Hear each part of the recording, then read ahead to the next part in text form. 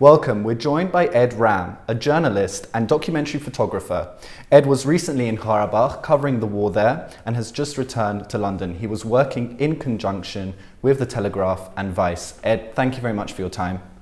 Hi, thanks for having me. So can you outline the chronology of your time in Armenia and Karabakh, and can you speak a bit on the situation there as you saw it? Sure, yeah. So we got to Yerevan 2 weeks ago, landed, we got a COVID test, and then we waited for the results to come in. I was with four other journalists, and then we took a car from Yerevan to Goris, had a night in Goris, and then went through the corridor through Armenian controlled territory in Azerbaijan, and then got to Nagorno-Karabakh, and then got to Stepanakert, and then we spent some time gathering content, speaking to people in Stepanakert. I think we spent 2 nights there overall. It felt like we were there for quite a long time because of there was intensive shelling on the first night we got there, and there was a petrol station that got hit. I understood, and some sort of civilian infrastructure, and we went and see some destroyed houses and some basically places that had been hit by the shelling, and spoke to some people who had been impacted.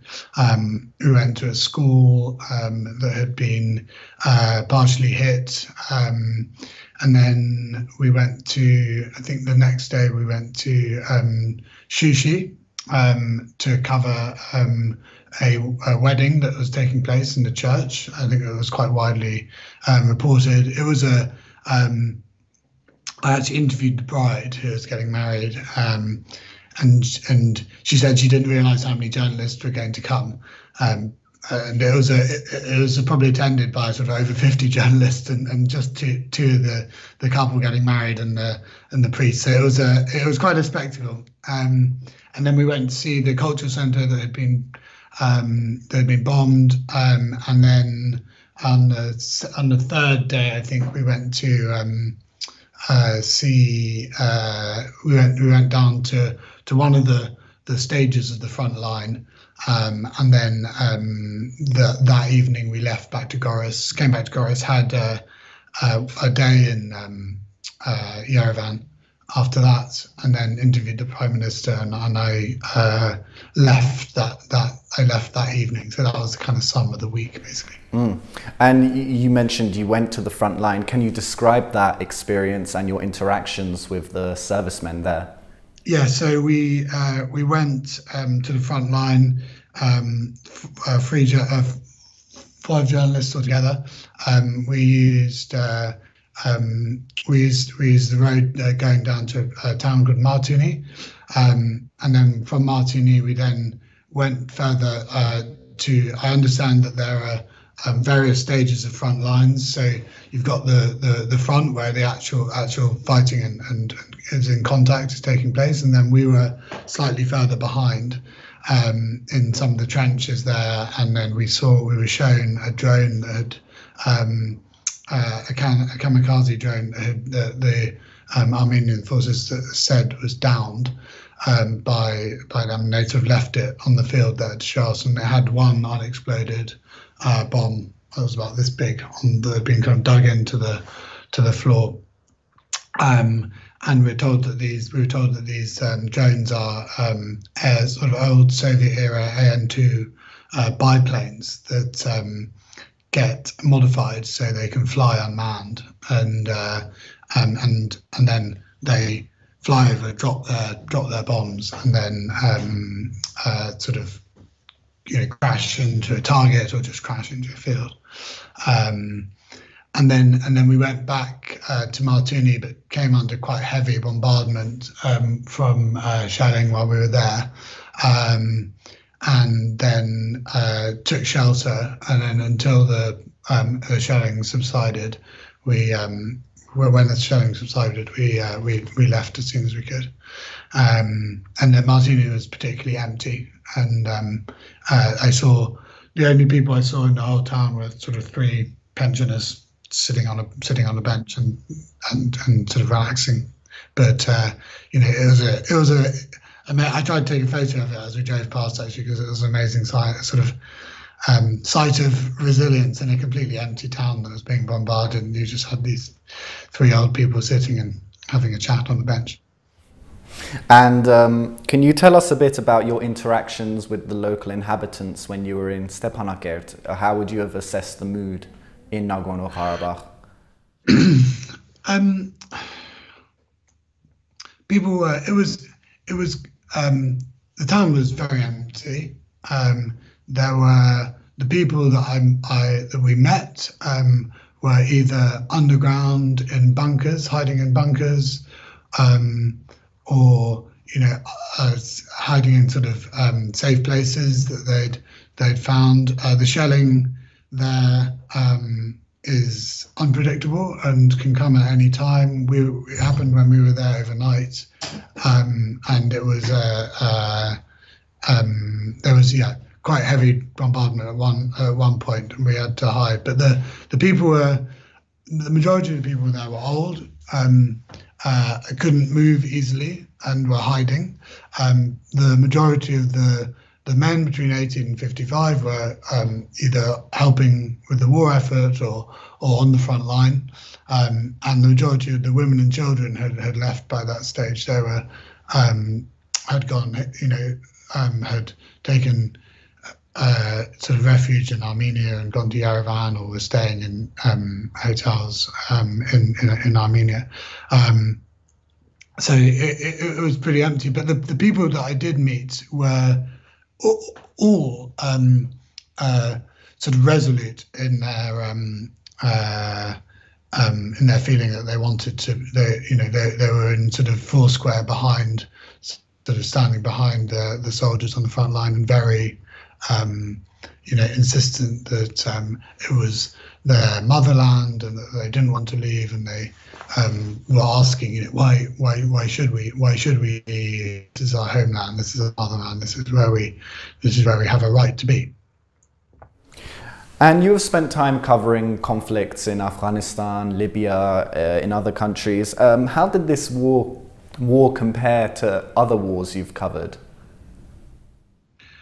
It was interesting in two ways, I thought. The first is that it's a dispute over a territory, and which is something that, and it's a kind of like, kinetic dispute, a sort of, I don't want to say traditional war in some senses, but there's a front line, there's trench warfare, and in that sense it kind of, and there's a push either way for territory. In that sense, it resembles a kind of a war as we know it from the past, if you know what I mean. It's not a kind of guerrilla warfare that we sort of see sometimes in the Middle East. It's not a kind of where there's sort of locked in fightings and skirmishes between in sort of towns and cities that go on for months. It's there's a clear front line that moves. But in another sense, it's quite high tech, in that the use of these drones that Armenian forces claim that Azerbaijanis are using, the Turkish drones that have incredibly high resolution cameras and can are very accurate, have very accurate targeting, and can pick out targets very efficiently, without you knowing that they're present and overhead. So in that sense, and that there is, as I understand it, from both sides, shelling of civilian targets, or shelling of civilians, basically. So there's been, civilian casualties. Definitely, I saw with my own eyes in Stepanakert that there had been, civilian houses destroyed, and we're hearing reports that the Armenian, I think it was on the 28th of October, there was a big 21 people were reportedly killed in Azerbaijan because of Armenian shelling. So it's happening on, reportedly happening on both sides. So in that sense, when we were there, there's never, you're always on edge, and you never feel like you're in a safe place. Traveling by car is dangerous because, there's video footage of people clearly being targeted by drones when you're traveling by car. So it's always dangerous to travel around, and there's a sort of underlying threat the whole time that it's a dangerous place to be. Afghanistan, I was told when I was there working there, we were covering the peace deals with the Taliban in August 2019 and July 2019, and the threat there really was from terrorism. So you could be completely safe driving around, and then all of a sudden there'd be if you're unlucky, there would be a huge explosion, and it would be it's a very, very serious situation. So it wasn't like that you weren't aware of there was a kind of constant presence or an enemy or a particular battle going on as I was there. It was just a very high level threat of terrorism. Libya, I was there covering the attempted invasion of Tripoli by Haftar's forces, General Khalifa Haftar's forces, and that was again a sort of clear front line. But once you're away from the front line, it didn't feel that there's a high kidnap risk, but it didn't feel as like you were going to get shelled, or that there was going to be a kind of significant attack on Tripoli, from kind of like long range sort of Smerch missiles and things that we're seeing in Armenia.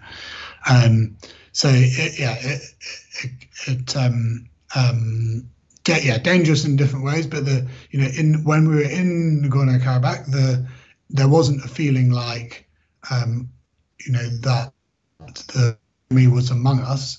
It was a feeling like that we could be attacked from above. Whereas in Libya and Afghanistan, you really feel like the enemy could be attacked by the enemy at any point, or the Armenians could be attacked by the enemy at any point. And as a journalist, did you feel free to cover as you please? Did you feel that the Artsakh authorities afforded you the liberty to work freely as a journalist? Well, I was reporting on as part of the reporting was facilitated by an NGO. We were helped by an NGO called European Friends of Armenia, who say that they don't want to influence the nature of our reporting, but they provide journalists easy access into Artsakh, and so in that, but everyone, I never felt like I was told what not to report on, or told instructed to do anything that I didn't feel. I felt like I could report on what I want, but I was also aware that I'm very conscious. I'm seeing one side of the conflict, and the people who were there had remained to support what was going on. So you got a very skewed impression of the conflict by virtue of just being in the region. But I was filing a dispatch from inside the region, and I feel like I got a good sense of what was going on there, and I can reflect I could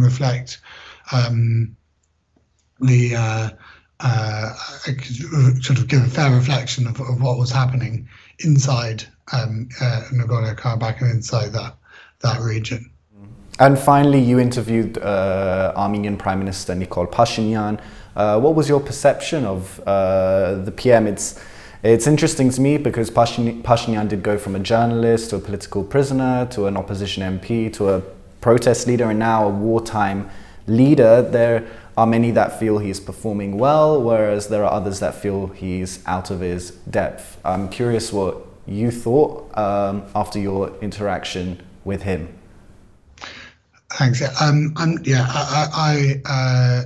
don't pretend to be an expert on kind of like his history and background, and I wouldn't want to kind of delve too deeply into kind of like his kind of like sort of overall performance. But what I would say is, having spoken to him and having interviewed him, I interviewed him. I should say I interviewed him as a team of four journalists. We were four journalists from various different international news outlets, and we pooled the interview because we thought it would be a good and efficient way of doing it, and a good way of getting to speak to him. He's obviously a man in a tight spot, I'd say, and I got the feeling that there's a very real sense in which Armenia is slightly on the back foot. I think in the conflict, and when he spoke to us, he called for Russian peacekeepers to come and support the region, so the conflict can, the loss of life can start to be reduced and start to come to an end. So I think that's the most important thing. And then subsequently, after he spoke to us, he then wrote a letter to Moscow to call for peacekeepers.